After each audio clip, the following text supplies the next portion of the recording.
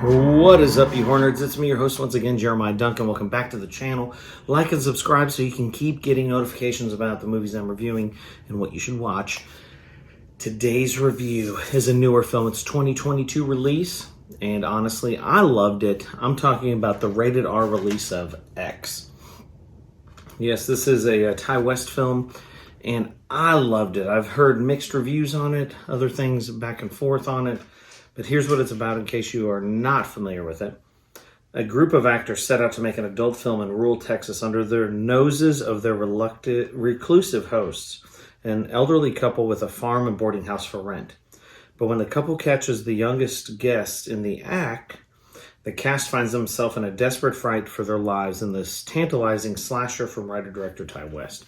So it's an A24 release, and I just have like a soft spot for them. I love their movies. I think they put out great films.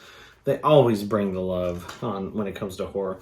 The things that I liked about this movie is it is set in the 70s, and it feels like a movie that was released then. It's not shot like that. It's shot very well, crisp, clean, but it reminds me like this could have came out back then with the excessive nudity and murdering and stuff, like 74 era. And would have fit right in. I mean, writer-director Ty West, of course, he did The House of the Devil, he did Pearl, The Innkeeper, great actor-director. I thoroughly enjoy him. Features Mia Goth, of course, who is in the Suspiria remake, has Jenna Ortega, who was in Scream, the 2022 release, also played Wednesday on the TV series. Brittany from Pitch Perfect and Prom Night. I mean, just a great cast, and they knock it out of the park. It was shot in New Zealand, and just looks awesome. It's beautiful, beautiful scene.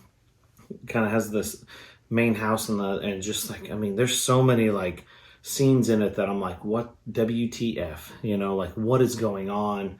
The story like twists and turns at times. The old creepy people. I mean, God, there's some great kills in this movie, though.